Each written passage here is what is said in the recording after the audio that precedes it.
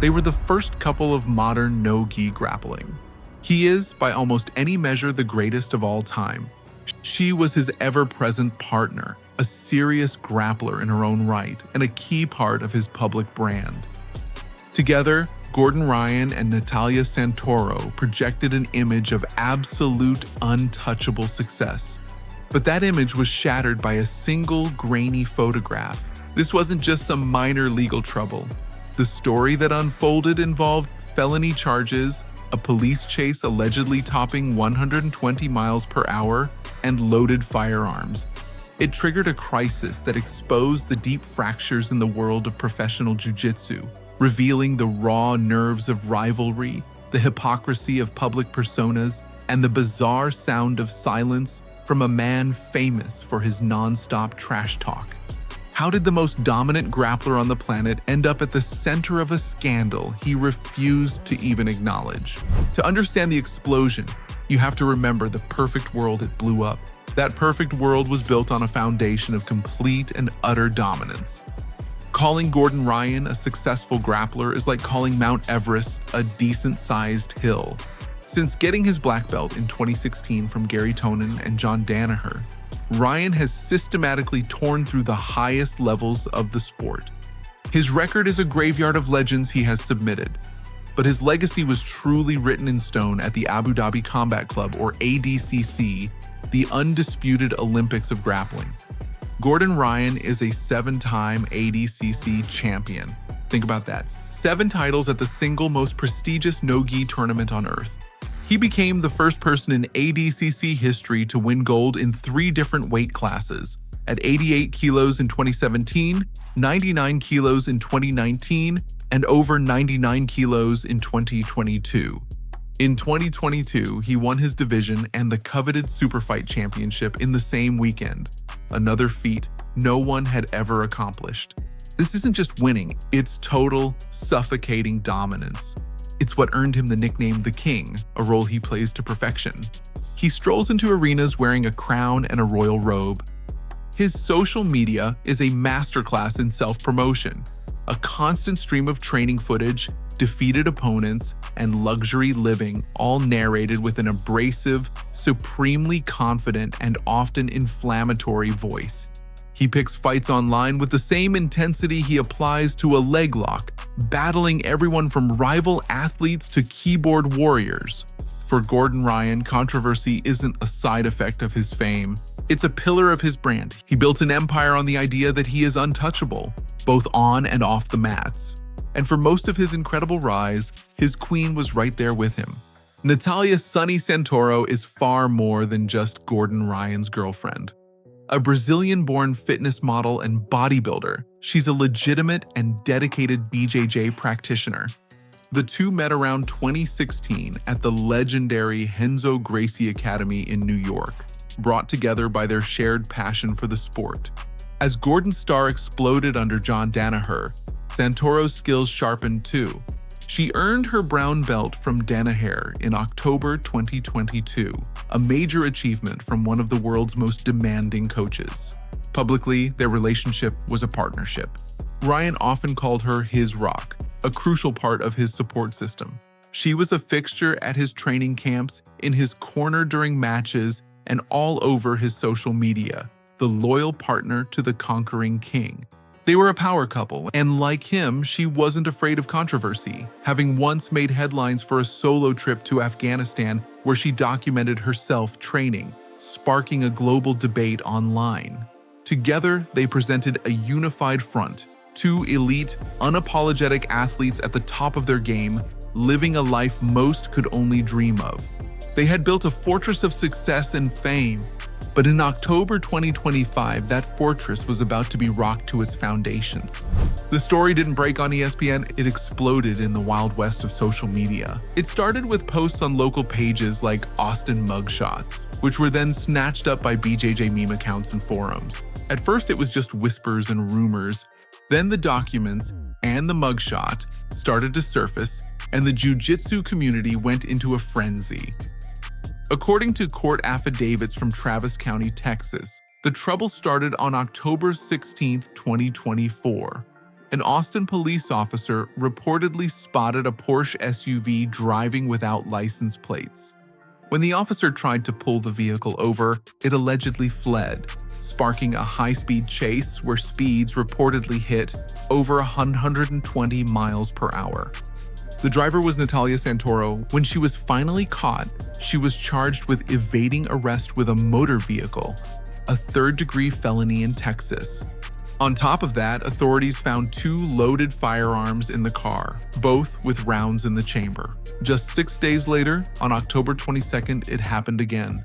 A Travis County Sheriff's deputy responded to a crash where a vehicle had slammed into a utility pole with enough force to snap it in half. The driver, once again, was Nathalia Santoro.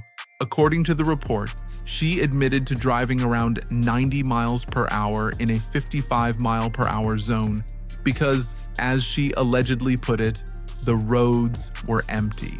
For this, she was charged with reckless driving, a misdemeanor. The news went viral. The mugshot, showing a stark and somber Santoro, was a shocking contrast to her polished social media presence. For a combined bond of $6,000, she was released.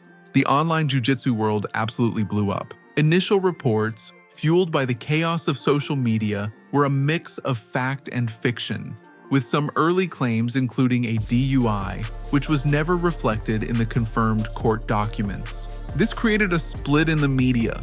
Major outlets like the Hindustan Times were cautious, stating they couldn't independently verify the records. Niche BJJ outlets, however, dug in, citing the Travis County court documents directly and pointing out a fascinating detail. The files listed her spouse as Gordon Ryan. That detail, whether a legal formality or a simple error since the two are not legally married, just added another layer of intrigue. Regardless, the damage was done.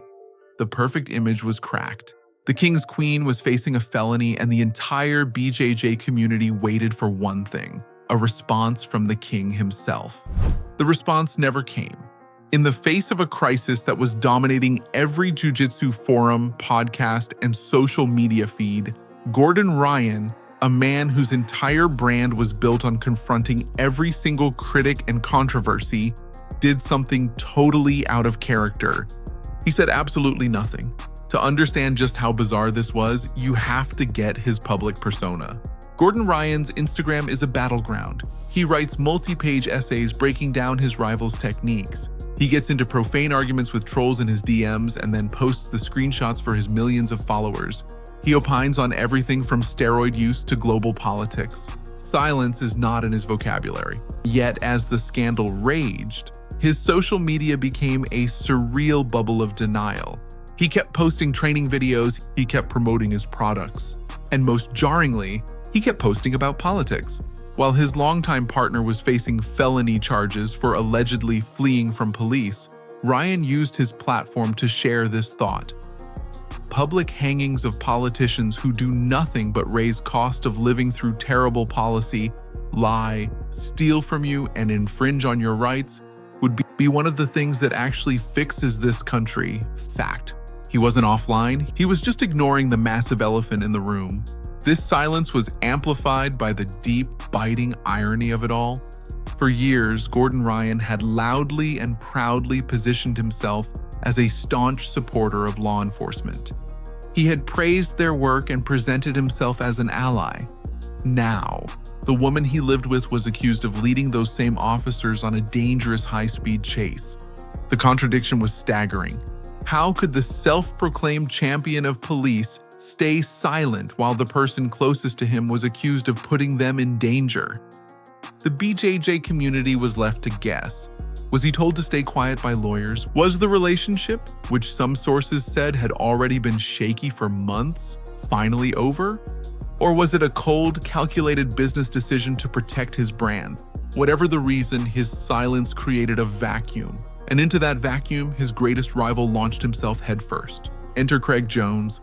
The charismatic, hilarious, and deadly Australian grappler is more than just a rival to Gordon Ryan. He's the Joker to his Batman.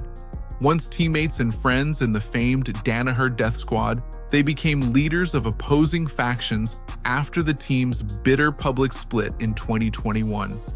Since then, their rivalry has been the central drama of the no-gi world. Jones has consistently positioned himself as the chief antagonist to the King, the one guy with the wit and the nerve to puncture Ryan's aura of invincibility. When the news of Santoro's arrest broke, Jones didn't just see a scandal. He saw a strategic opening. He immediately went on the attack using his signature sarcastic humor like a weapon. He posted Santoro's mugshot on his own Instagram and unleashed a merciless barrage of jokes. This was a multi-level attack. On the surface, it was just schoolyard taunting designed to humiliate his rival. But strategically, it was brilliant. Jones knew that by turning the scandal into a series of memes, he was controlling the narrative. He was framing the story not as a tragic personal issue, but as another chapter in the Gordon versus Craig saga, a chapter where he was clearly winning. His jabs also aimed directly at the hypocrisy. Jones relentlessly poked at the pro-police champion whose partner was now on the wrong side of the law. The message was clear. Gordon Ryan, the untouchable king, was a hypocrite. While Ryan was silent, Jones was loud. He hijacked the story, and in the court of public opinion, he was landing knockout blows without ever stepping on the mat. Craig Jones's trolling and Gordon Ryan's silence were the sparks, but the BJJ community was the gasoline. The controversy lit a fire across Reddit, Instagram, and Facebook, splitting the community into distinct warring camps. First, you had the loyalists, Gordon Ryan's die-hard supporters. To them, this was a cheap shot, an attack on the throne. They argued for privacy, declared Santoro innocent until proven guilty, and condemned the community for its rush to judgment. They saw Craig Jones's posts as classless and defended Ryan's silence as dignity, the act of a man handling a private matter privately. For them, this was a personal issue being maliciously overblown by Ryan's enemies. On the other side were the critics and Craig Jones fans. This camp saw the scandal as the ultimate comeuppance for a figure they viewed as arrogant and hypocritical. They loved every meme and every jab from Jones, seeing it as long overdue accountability for a man who constantly dishes out criticism but rarely takes it. To them, Ryan's silence wasn't dignified, it was cowardly. They argued that a felony charge, a high-speed chase, and loaded guns made this a serious public safety issue, not just a private matter. And then there was the third and probably largest group, the observers. This was the popcorn crowd. They weren't die-hard defenders or critics, they were just captivated by the drama. For this group, the controversy was the ultimate reality show playing out in their favorite hobby.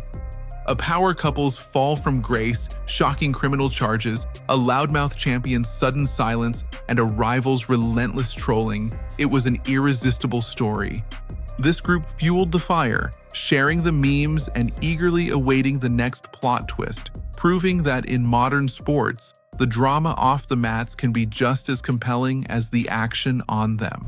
But while the off-the-mat drama played out for public entertainment, the real story was meant to shift from social media to the Texas justice system. A pretrial appearance for Nathalia Santoro was set for December 15, 2025, a date many were watching closely. However, after that initial wave of intense publicity, the case went quiet. To this day, there has been no major public announcement of a conviction, a plea deal, or dropped charges. The legal proceedings moved forward without the fanfare of the initial arrest, leaving the final outcome ambiguous to the public. This legal limbo only fueled more speculation about Ryan and Santoro's relationship. Following the scandal, their once constant presence as a couple on social media and at events vanished. While there has never been an official statement about a breakup, and some online sources still list them as being in a relationship, the deafening silence from Ryan during the crisis and their subsequent low public profile has led many in the community to believe the relationship was a casualty of the scandal. For Gordon Ryan's brand, the fallout was complicated. His competitive legacy remained untouched. His core fan base stayed loyal and his dominance on the mats continued. But the scandal undeniably put a dent in his armor. It humanized him in a way his victories never could, exposing a vulnerability his aggressive persona was designed to hide.